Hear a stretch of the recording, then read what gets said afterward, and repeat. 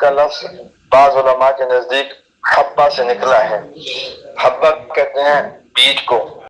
سب جانتے ہیں کہ اگر کسی بھی بیج کو مناسب زمین مل جائے، ماحول مل جائے، تو وہ پھلتا پھولتا ہے اور پھل پھول نکالتا ہے۔ اسی طرح محبت کا جذبہ ہر انسان کے اندر فطری طور پر موجود ہے۔ یہ بیج اللہ تعالیٰ نے انسانوں کے اندر یوم میثاق میں رکھ دیا۔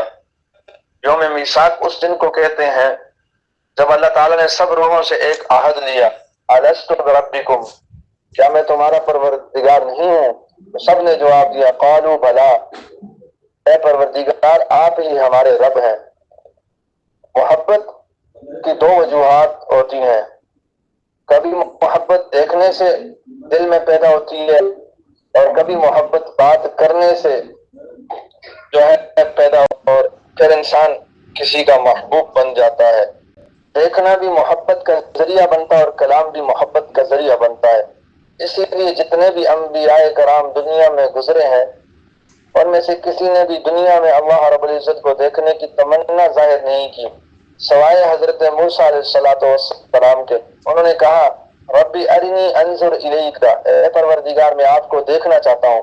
تو سب انبیاء کرام میں سے حضرت موسیٰ علیہ السلام آخر ایسا کیوں انہوں نے کہا؟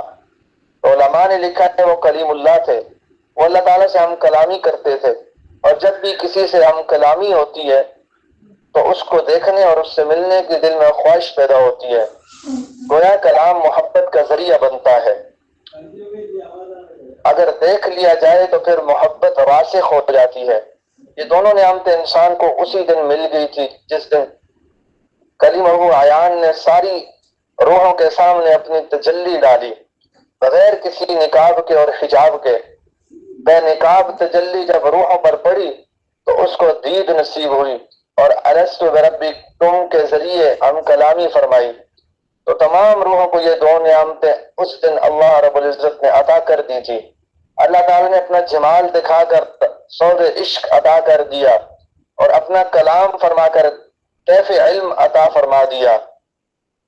یہ دونوں نعمتیں انسان کو مل گئی تھی، کیف علم بھی ملا اور سود عشق بھی۔